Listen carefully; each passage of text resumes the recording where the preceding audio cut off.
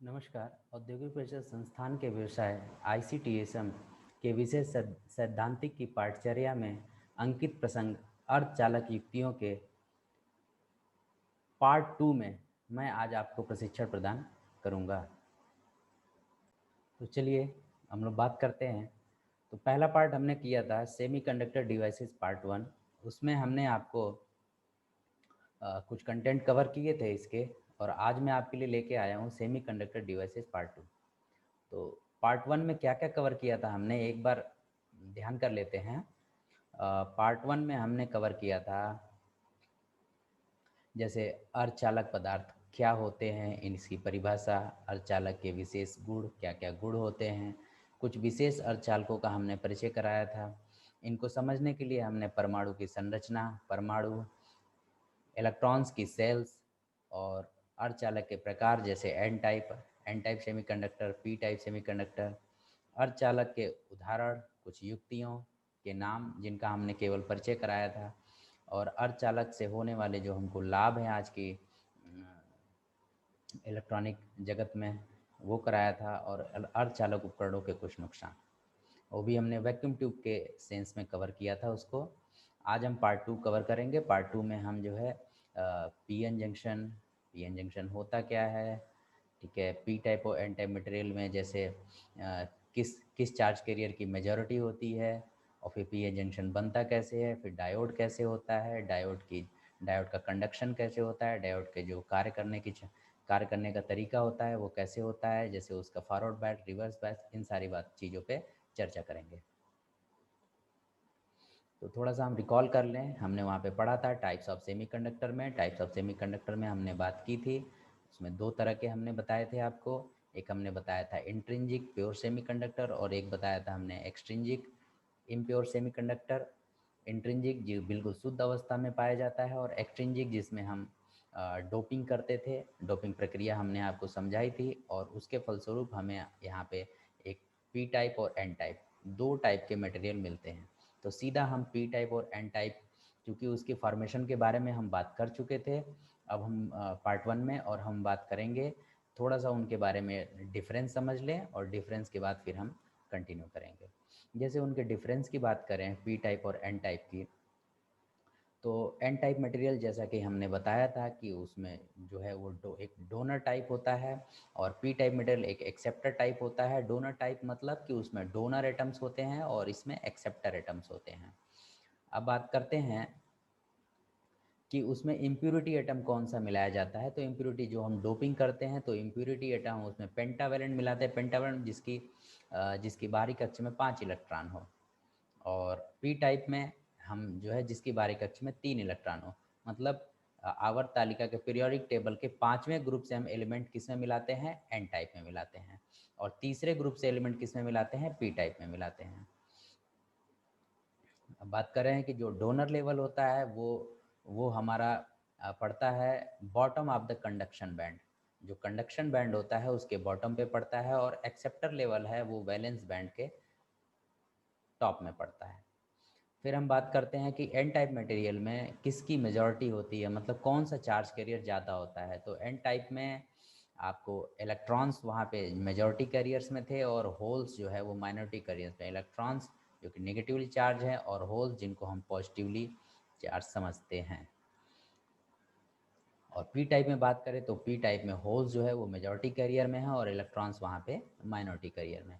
एक ये बेसिक सा डिफरेंस है, इस डिफरेंस को हमें समझना ज़रूरी था। इसके बाद हम कंटिन्यू करते हैं। तो हम बात करते हैं आज पी एन जंक्शन की। तो पी एन जंक्शन होता क्या है, जैसे आपने बना लिया पी टाइप मटेरियल और एन टाइप मटेरियल आपने बना लिया। अब पी टाइप मटेरियल और एन टाइप मटेरियल, मतलब पी टाइप सेमीकंडक्टर और एन टाइप सेमीकंडक्टर, दोनों को आप क्या करेंगे, अगर कंबाइन करेंगे तो आपको जहाँ पे कंबाइन करेंगे वहाँ पे एक जंक्शन का निर्माण होगा जिसको हम पी एन जंक्शन बोलते हैं। और जैसा कि हम जानते हैं कि पी टाइप सेमीकंडक्टर में होल की अधिकता रहती है, और एन टाइप सेमीकंडक्टर में इलेक्ट्रॉन्स की।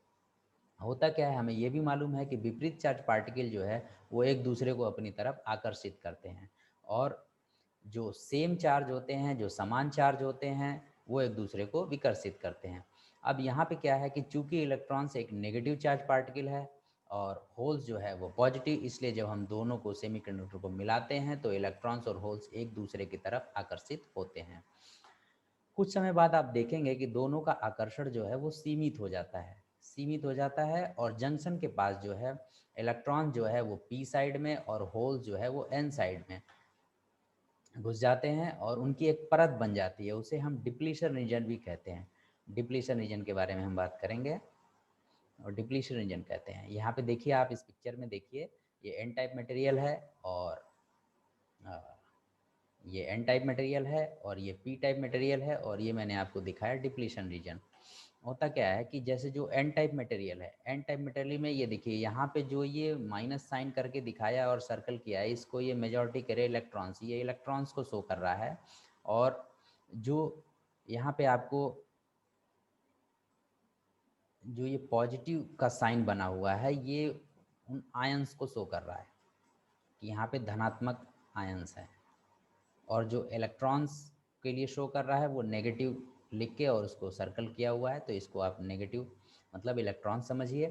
ठीक उसी तरह पी टाइप मटेरियल में जो मेजॉरिटी कैरियर्स होते हैं वो होल्स होते हैं, तो होल्स को यहाँ पे उन्होंने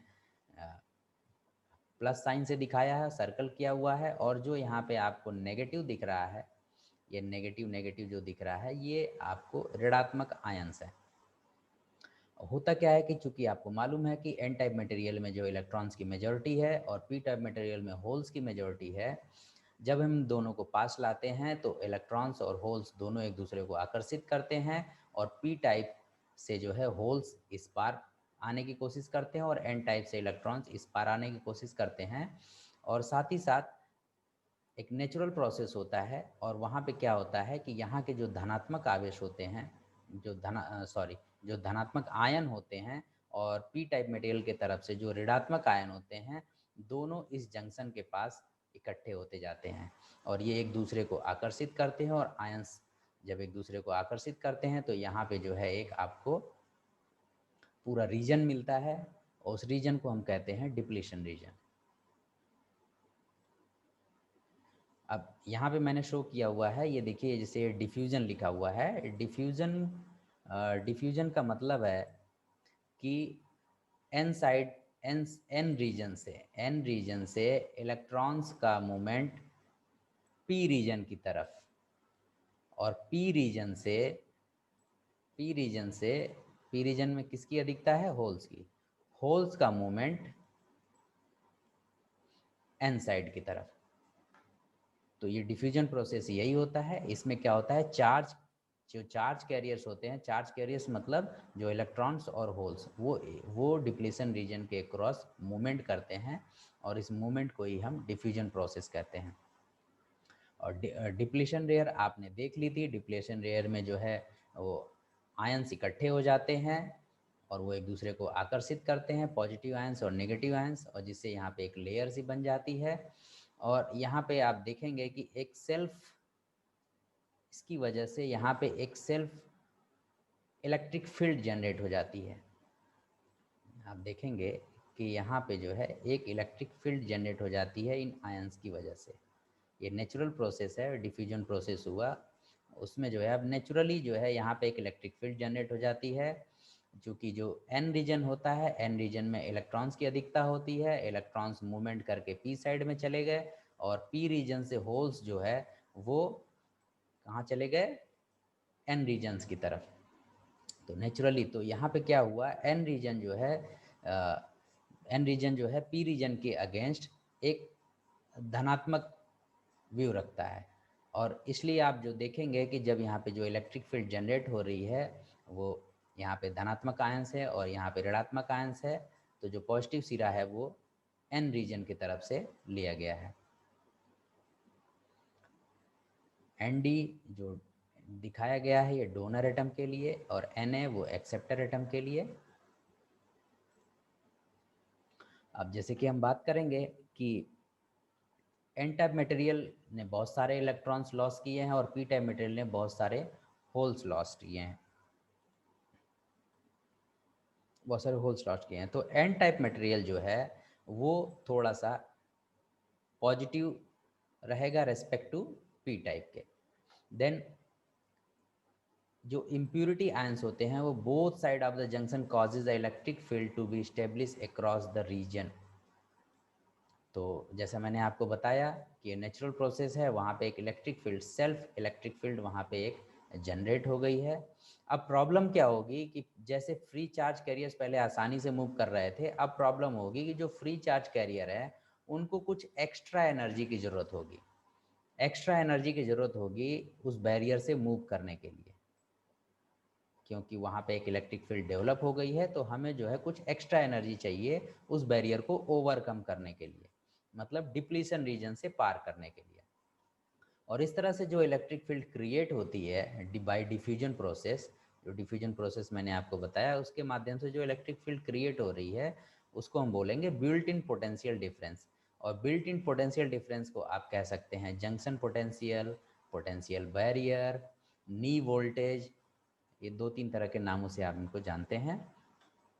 और रूम टेम्परेचर पे अगर बात करें आप, तो रूम टेम्परेचर पे typically room temperature voltage across the depletion rear silicon material के लिए वो 0.7 वोल्ट और जर्मेनियम के लिए 0.3 वोल्ट के पास में होता है। अगर इसको ओवरकम करना है तो आपको कम से कम, अगर सिलिकॉन का मटेरियल है तो वहाँ पे आपको कम से कम 0.7 वोल्ट चाहिए इलेक्ट्रिक फील्ड, और 0.3 वोल्ट चाहिए जर्मेनियम के लिए। अब हम बात करते हैं पीएन जंक्शन डायोड। तो पीएन जंक्शन डायोड होता क्या है? डायोड एक पी टाइप सेमीकंडक्टर और एन टाइप सेमीकंडक्टर का जंक्शन होता है। जैसे मैंने बताया आपको, डायोड एक पी टाइप सेमीकंडक्टर और एन टाइप सेमीकंडक्टर का जंक्शन होता है, इसलिए डायोड को हम पीएन जंक्शन डायोड भी कहते हैं। और ये एक बाईपोलर डिवाइस होता है। बाईपोलर डिवाइस मतलब इसमें नेगेटिव और पॉजिटिव दोनों साइड होंगे। आप उसकी बनावट और उसके सिंबल देख सकते हैं। यहाँ हमने पी साइड सिलिकॉन लिया हुआ है और यहाँ पे एन टाइप दोनों को मिलाया हुआ है। तो यहाँ पे हमको आप इसका सिंबल देखिए, सिंबल में जो है आपको इधर एनोड और इधर कैथोड, और पी टाइप के साइड में एनोड और एन टाइप के साइड में कैथोड, और ये उसका सिंबल है। तो इसमें एनोड जो है वो धनात्मक और कैथोड जो है ऋणात्मक सिरों को दर्शाता है।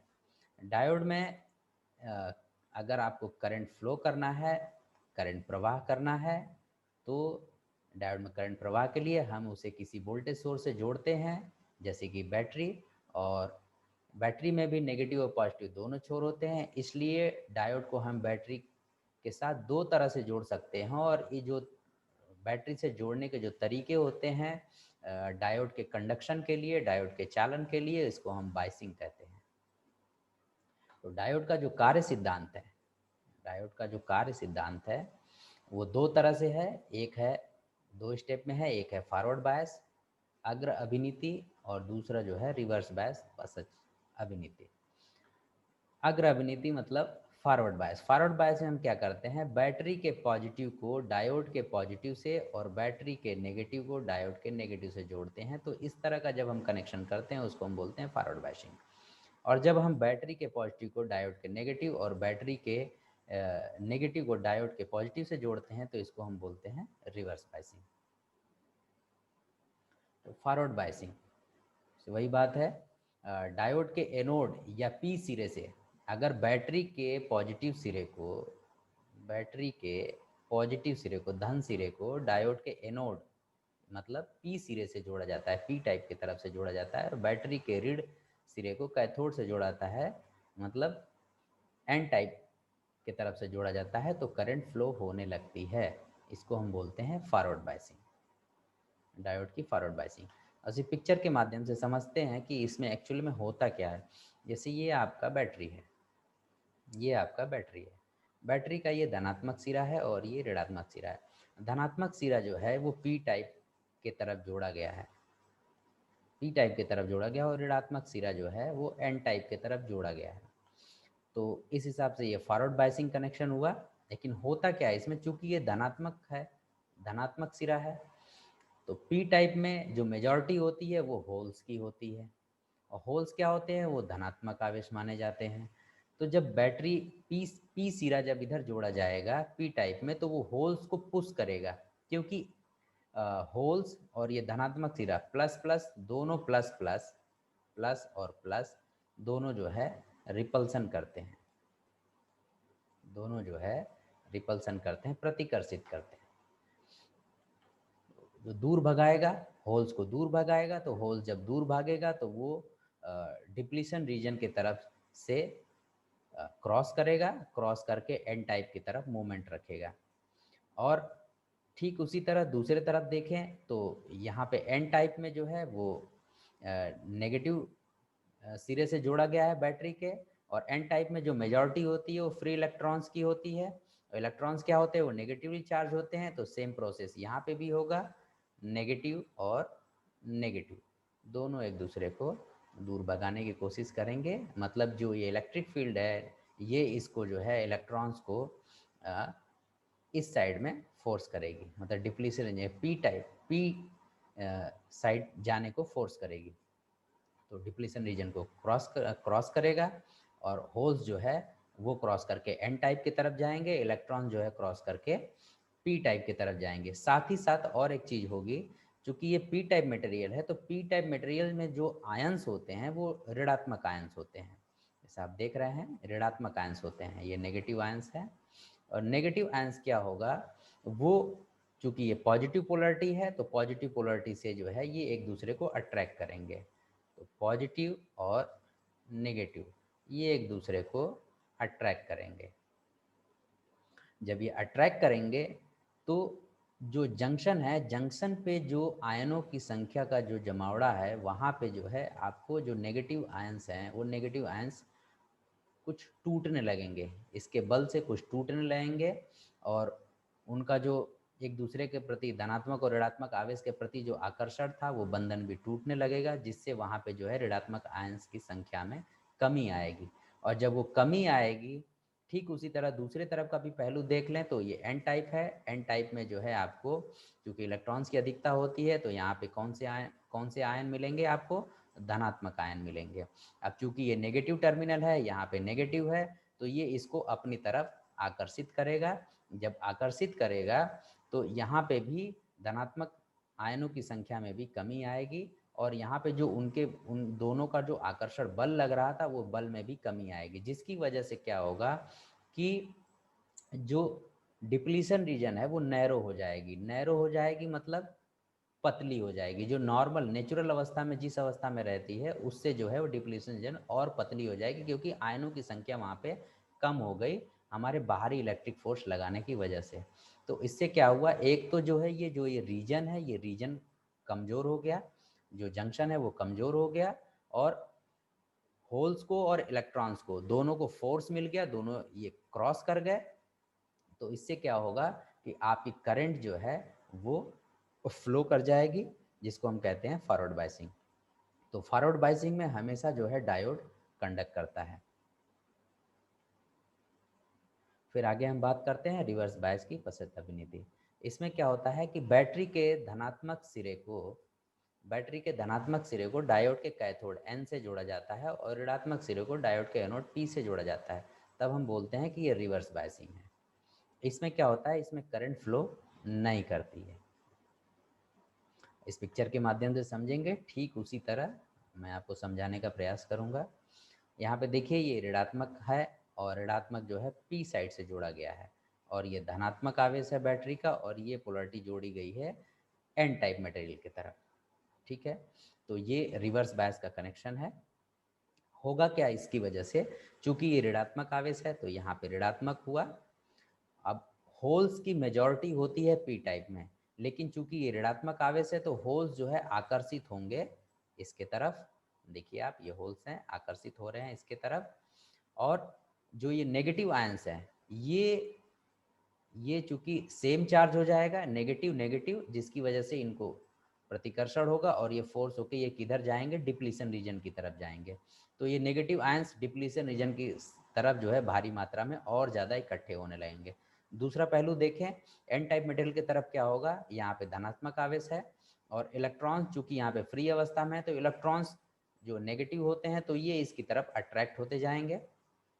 और यहाँ पे जो आयंस पाए जाते हैं वो धनात्मक आयंस पाए जाते हैं, और धनात्मक आयन को क्या होगा, धनात्मक आयन को एक फोर्स मिलेगा चूँकि रिपल्सन होगा यहाँ पे, और ये और ज़्यादा जो है डिप्लीशन रीजन की तरफ जाएंगे।